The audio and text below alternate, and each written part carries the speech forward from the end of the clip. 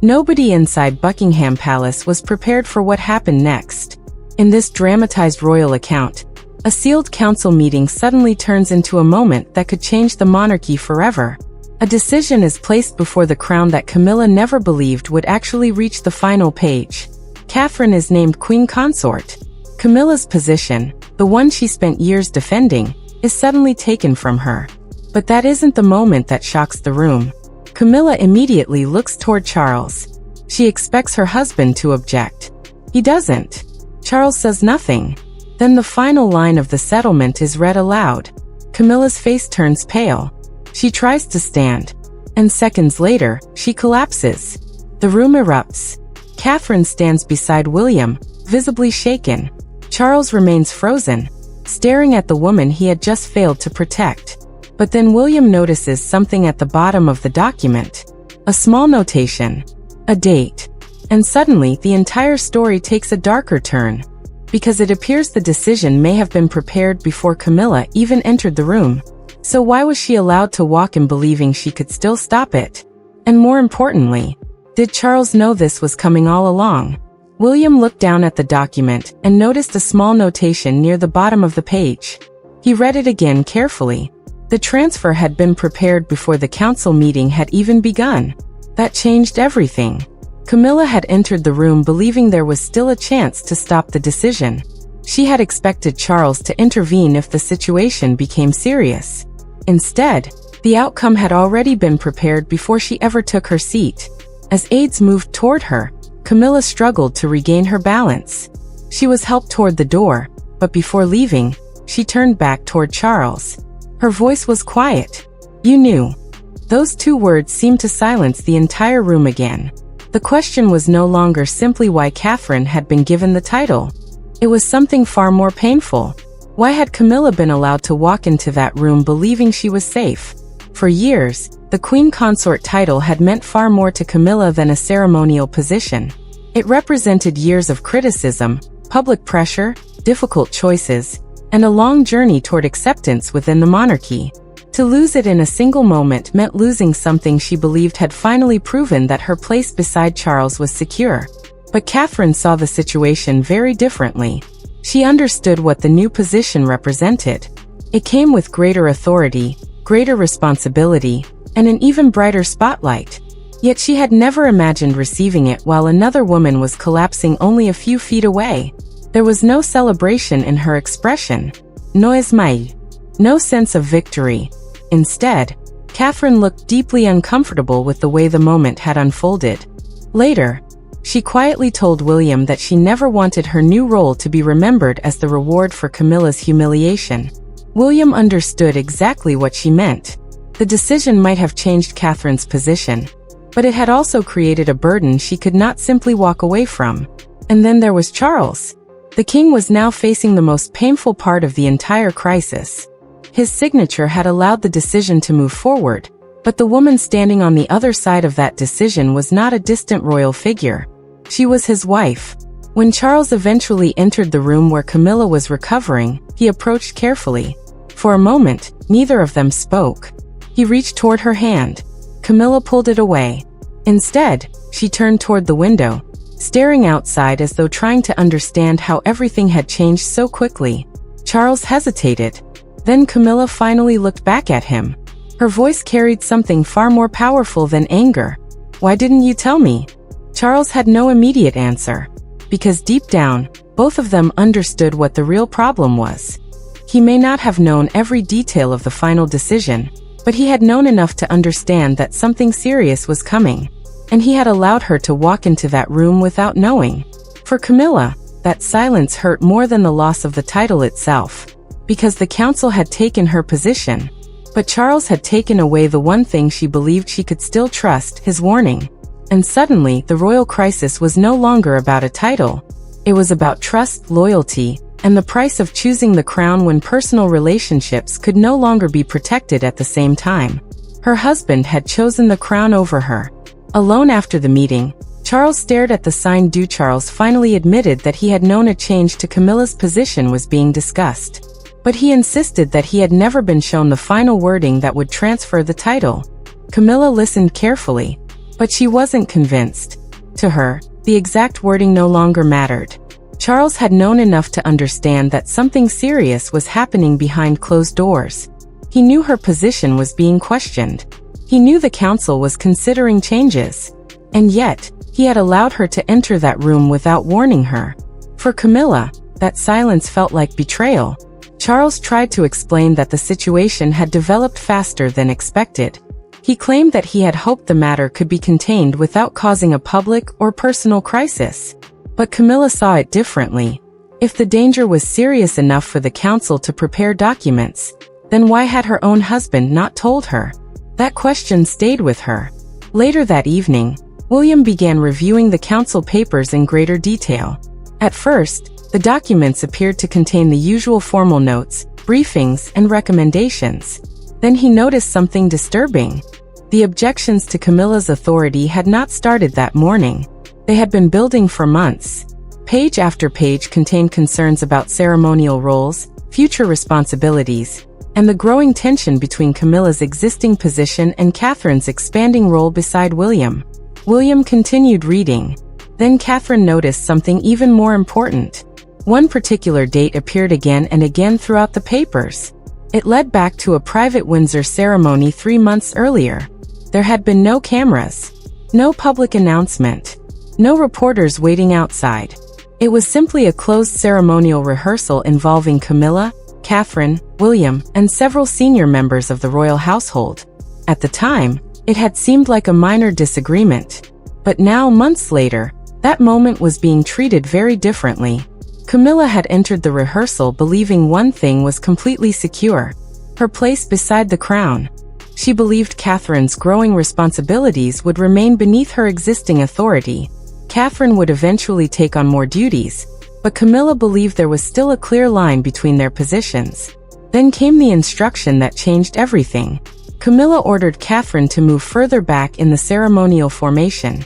Her tone remained controlled, but the message was clear. There can only be one queen beside the crown. The room became uncomfortable. William immediately challenged the instruction. He argued that Catherine's position had already been approved because of the responsibilities she was expected to carry in the future. To William, this was not simply about where someone stood during a rehearsal. It was about how the monarchy was preparing for its next generation. Catherine tried to calm the situation. She did not want the disagreement to become a confrontation. But the damage had already been done. Senior household staff had witnessed the exchange. And after the rehearsal ended, the incident was formally recorded. The ceremony secretary prepared a written account describing what had happened, including William's objection and Catherine's attempt to prevent the disagreement from escalating. Charles received the report later that evening. And instead of allowing Camilla's instruction to stand, he quietly restored Catherine to the original position. But Charles made one important decision. He did not confront Camilla publicly. He believed silence would prevent a larger conflict inside the family. Instead, that silence allowed the problem to disappear beneath the surface. Camilla considered the matter finished. She believed the disagreement had been settled. She had no idea that the same document would eventually return months later as part of a much larger case against her authority. Inside the council dossier, the Windsor incident was no longer described as a simple ceremonial disagreement. It was being used as evidence of something much bigger. The council believed Camilla's personal authority was beginning to clash with the monarchy's planned transition. But even then, paperwork alone could not explain how the situation had reached the point of removing a title. There was still one question that needed an answer. Had Catherine played a role in what happened? After recovering from the collapse, Camilla decided to find out herself. She requested a private meeting with Catherine. There would be no advisors, no staff, no council officials, and no Charles. Just the two women. Camilla wanted the truth directly from Catherine. When the door finally closed, neither woman spoke for several seconds. The anger from their earlier confrontation was still there, but now it was mixed with uncertainty. Camilla finally broke the silence. "Did you know they were giving you my title?" Catherine held her gaze. She admitted that she knew changes to royal responsibilities were being discussed, but she insisted she had not known the council would transfer the title that morning. Then Catherine revealed something Camilla had not expected. Before the council meeting, Catherine had spoken privately with William. She had urged him to support delaying the transfer. Why? Because she feared the decision would look less like an orderly transition and more like punishment. Catherine did not want to inherit a position while the woman who previously held it was publicly humiliated. For a moment, Camilla said nothing. The information changed the way she saw Catherine. Perhaps Catherine had not been the person pushing the decision forward. Perhaps she had not secretly planned to take Camilla's position. So Camilla asked the question that mattered most. Then who wanted this? Catherine paused. Then she gave a simple answer. Ask the people who signed it. Those words changed the entire conversation. Camilla demanded to see the authorization page. When the document was placed in front of her, she began reading the names, one after another. Then she stopped. Her eyes settled on one signature. Charles. Her husband's name was sitting directly beneath the settlement. For several seconds, Camilla simply stared at it. Everything suddenly looked different. Until that moment, she had believed the real conflict was between herself and Catherine. She had been looking at Catherine as the woman who had received the position she had fought years to secure. But Charles's signature revealed something far more painful. This decision had not simply come from Catherine. It had not come from William alone. And it had not been created by one angry argument at Windsor. The machinery of the crown had been moving toward this moment for months. The council had built the case. The documents had supported it. William had refused to personally demand Camilla's removal. Catherine had even urged a delay. But Charles had ultimately given the settlement the authority it needed. Camilla could challenge Catherine. She could question William. She could criticize the council. She could demand answers from advisors. But there was one person she could no longer avoid confronting. Charles. Because his signature had transformed the entire crisis. It meant that whatever hesitation he had felt, whatever private doubts he had carried, he had eventually chosen to approve the transfer. And that realization hurt Camilla more than the title itself. She had spent years believing that whatever happened inside the crown, Charles would be the one person standing beside her.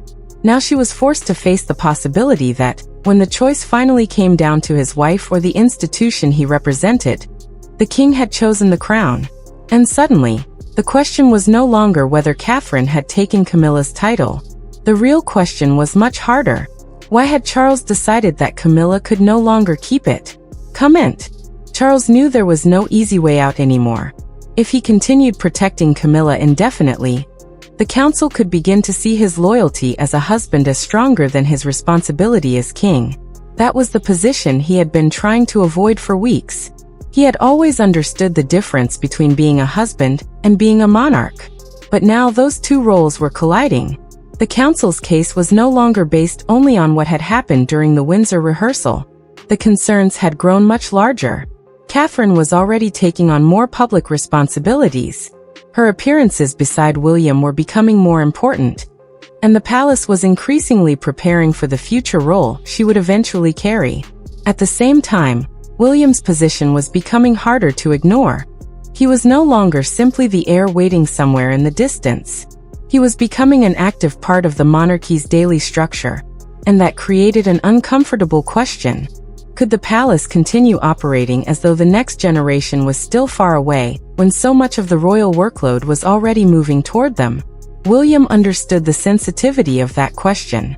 He also knew exactly what would happen if he personally demanded Camilla's removal. It would look terrible. It could appear as though the future king was forcing his father's wife aside, so that his own position could become stronger. William wanted no part of that. So he made his position clear. He would not personally ask for Camilla to be removed. He would not issue an ultimatum. He would not pressure Charles into signing anything. If a decision had to be made, William believed the responsibility belonged to the king. That choice left Charles with nowhere to hide. Catherine had not forced the transfer. William had not ordered it. The council had prepared the case, but Charles had signed the settlement. And once his signature appeared on that page, the decision became more than a recommendation. It became reality. By the following morning, Camilla began to see the consequences. There was no dramatic announcement waiting for her. No official confrontation. No senior advisor arriving at her door to explain what was happening. Instead, the changes appeared quietly. Her regular briefing folder did not arrive. A meeting that had always appeared on her schedule was suddenly missing. Another appointment had been reassigned. Then Camilla noticed that members of her household staff were receiving instructions from another office. At first, she waited for someone to explain. No one did. That silence made the situation even more unsettling. Royal influence was not only about titles written on official documents. It existed in access. It existed in schedules. It existed in which meetings someone was invited to attend. It existed in which staff members answered their calls. And now those small details were changing around Camilla one by one. The message was becoming impossible to ignore. The palace had already begun moving without her. Camilla sat quietly at breakfast, looking at the empty space where her morning briefing folder should have been. She asked an aide about it. The answer came carefully. The briefing had been redirected. That simple explanation told her more than any formal statement could have. The system around her was being reorganized. Charles eventually entered the room. He could see immediately that she understood what was happening. He tried to speak gently. He reminded her that her charitable work would continue, and that her years of service would not simply disappear. But Camilla stopped him. That was not the point. She told him the palace had managed to change the entire structure around her overnight. The work might remain, but the authority attached to it had changed. And no reassurance could make that feel temporary. Then something happened that Camilla did not expect. Catherine refused to move into Camilla's former private office. Instead, she instructed staff to leave the room untouched.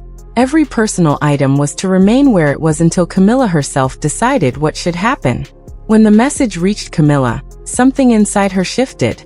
For the first time since the council meeting, her anger became less certain. Catherine was not behaving like someone celebrating a victory. She was not rushing to claim every part of Camilla's former life. She was deliberately leaving space behind. That made the situation more complicated. Camilla could no longer simply see Catherine as the woman who had taken everything from her. There was something else happening. Something more human. That evening, Camilla made a decision. She wanted to speak with Catherine again. But this time there would be conditions. No advisors. No palace officials. No staff members waiting outside. And most importantly, no Charles. She wanted a conversation between two women who had been placed on opposite sides of a decision neither could fully control. Catherine agreed. When the two women finally met, the atmosphere was completely different from their earlier confrontation. There were no documents between them. No council members.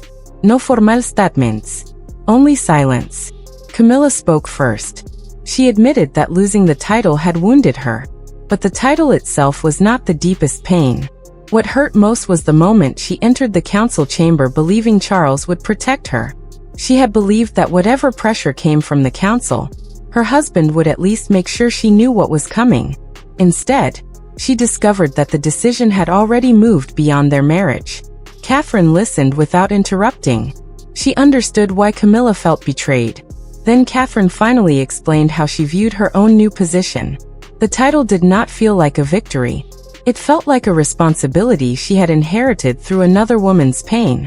She knew that every public appearance would now be connected to the moment Camilla collapsed. Every photograph of Catherine wearing the new title could remind people of the woman who had lost it. And every success Catherine achieved could be interpreted as proof that one woman had risen because another had fallen. She did not want that. Camilla looked at her for a moment before asking the question she had been carrying since the council meeting. Will you take everything? Catherine knew exactly what she meant. The charities. The causes. The personal projects Camilla had spent years building.